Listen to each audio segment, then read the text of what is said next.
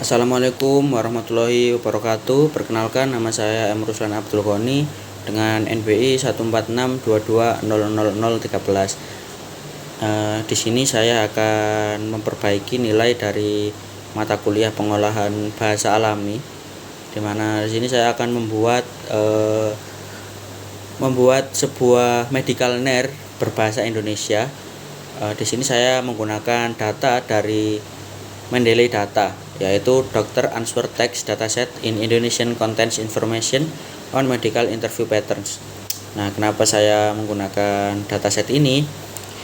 Karena di dataset ini akan berisi percakapan atau interview dari pasien dan praktisi medis atau dokter, yang kemudian itu akan berisi berbagai macam istilah medis seperti gejala, diagnosa, obat, bagian tubuh, dan juga lain-lain, yang menurut saya itu akan sangat cocok digunakan di project NER kali ini.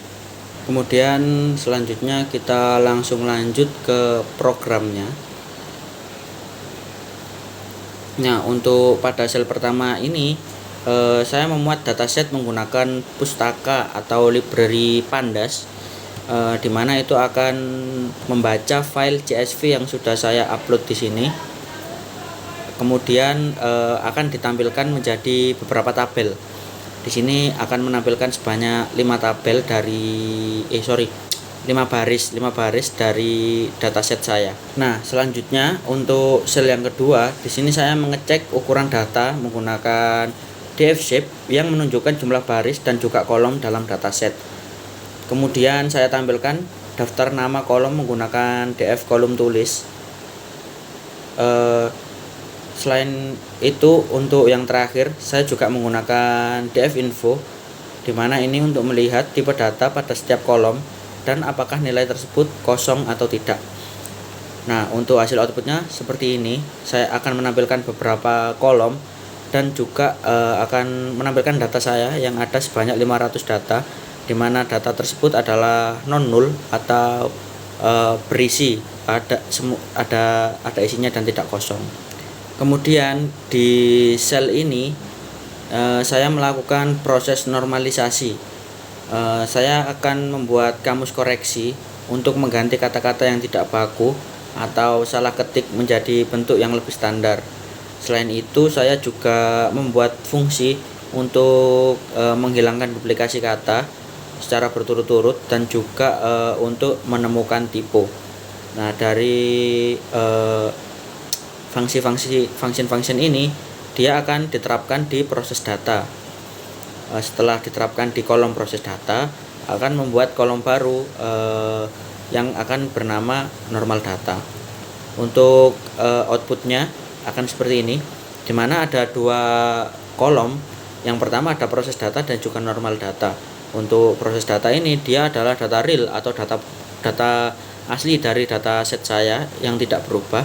Sedangkan normal data adalah data yang berasal dari penggunaan function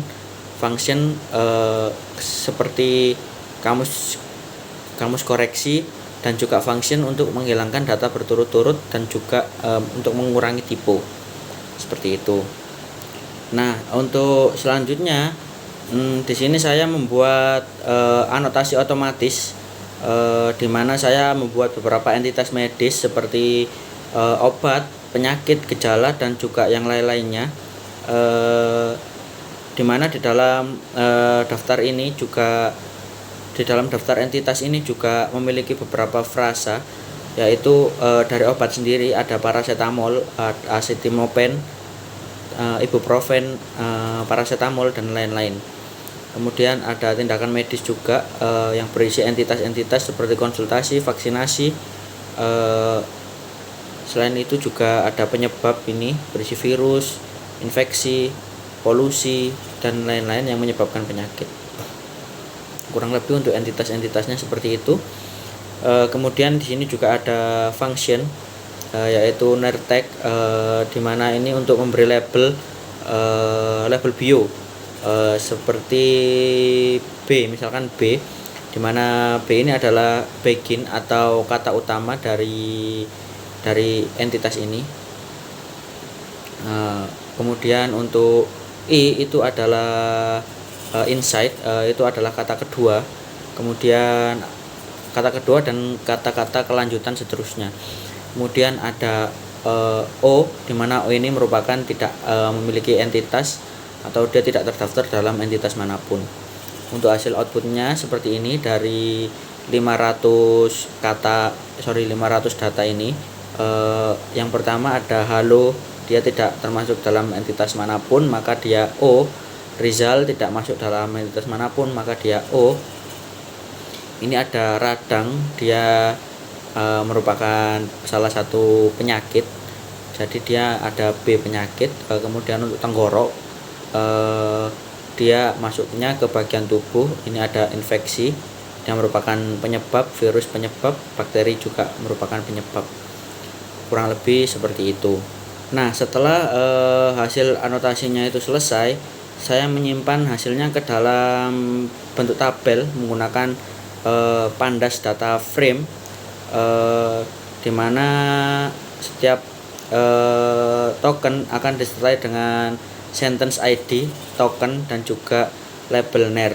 Nah, ini akan membuat datanya menjadi struktur dan siap untuk digunakan sebagai pelatihan model NER. Untuk hasil runningnya sendiri seperti ini, ada sentence ID, ada token, dan juga ada label dari 500 data.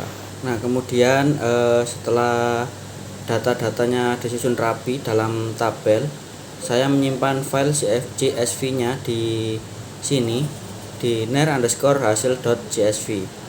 Nah, dia akan menyimpannya di sini.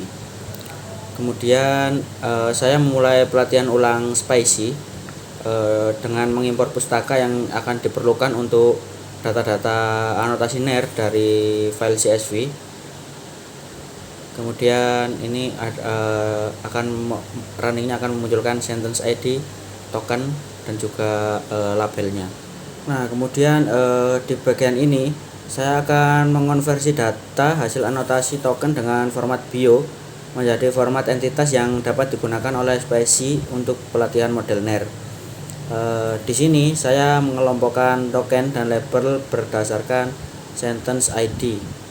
Kemudian setiap kalimat saya gabungkan tokennya menjadi satu string utuh dan melakukan pelacakan posisi awal dan akhir dari entitas yang akan ditandai dengan B dan juga I menggunakan indeks karakter. Kemudian setelah itu informasi dimasukkan ke dalam list train data yang berisi pasangan teks dan anotasi entitasnya. Dan di sini saya akan menampilkan hanya 10 data awal saja. Nah, ini adalah 10 data awal train saya. Di antaranya ada halo Rizal, radang tenggorok umum sebab infeksi virus bakteri antibiotika, seperti itu dan seterusnya. Ini adalah 10 data awal dari dataset saya. Nah, untuk selanjutnya, sebelum melakukan pelatihan, saya akan memvisualisasikan entitas untuk memastikan anotasi tersebut sudah sesuai atau belum. Saya mulai dengan membuat model kosong Spicy atau Spicy blank. Kemudian saya menambahkan pipeline NER secara manual. Label-label dari data train juga saya masukkan ke dalam pipeline. Kemudian saya ambil salah satu contoh kalimat dari data train dan tampilkan entitas yang berhasil ditandai dengan display C lengkap dengan warna sesuai kategorinya. Seperti sebagai contoh hasil outputnya seperti ini. Ini adalah dataset pertama dari dataset saya yang berkalimat halo Rizal. Di sini radang ditandai dengan warna kuning dan dilabelin penyakit karena dia merupakan entitas dari penyakit radang. Kemudian ada tenggorok diberikan label ungu dengan entitas bagian tubuh, karena dia merupakan salah satu entitas dari bagian tubuh. Ini juga ada nyeri yang merupakan entitas dari gejala, dan ini paracetamol juga merupakan entitas dari obat. Kurang lebih seperti ini.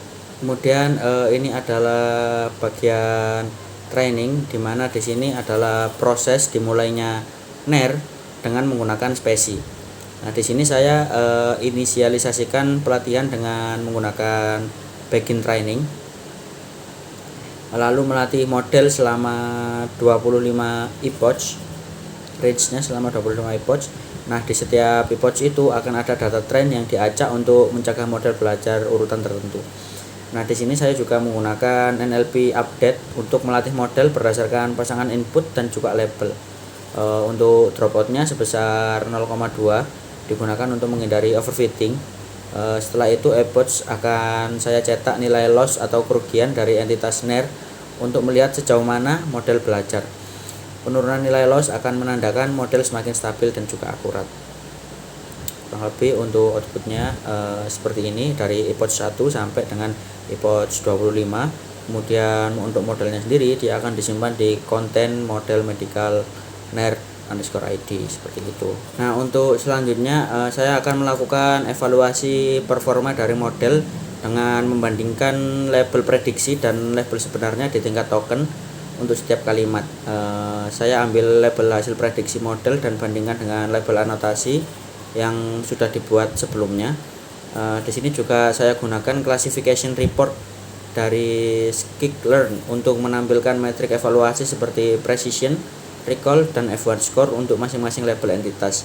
Ini akan sangat membantu saya melatih kategori mana yang sudah dipelajari model dengan baik dan mana yang masih perlu ditingkatkan. Kemudian selanjutnya di sini saya menggunakan membuat sebuah fungsi untuk test on data, di mana dia akan mengambil data baru dari dataset setelahnya, karena yang dari awal itu saya gunakan adalah dataset pertama.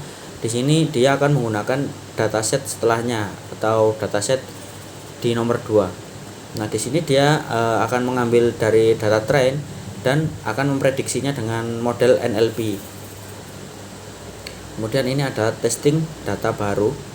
Ini adalah dataset nomor 2, di mana entitas yang sudah diprediksi yaitu ada infeksi masuk ke dalam entitas penyebab, tubuh masuk ke entitas bagian tubuh, infeksi masuk ke penyebab, bakteri penyebab, virus juga penyebab, jamur penyebab, kanker penyakit, demam gejala, sakit juga gejala, nyeri gejala, dan lain-lain. Kurang lebih seperti ini untuk output ini. Dan kemudian yang terakhir di sini adalah function untuk mendownload, di mana model ini bisa didownload dan dilakukan di untuk kebutuhan-kebutuhan yang lain. Nah, seperti ini kurang lebih. Nah, itu sedikit penjelasan dari project saya. Kurang lebih mohon maaf. Assalamualaikum warahmatullahi wabarakatuh.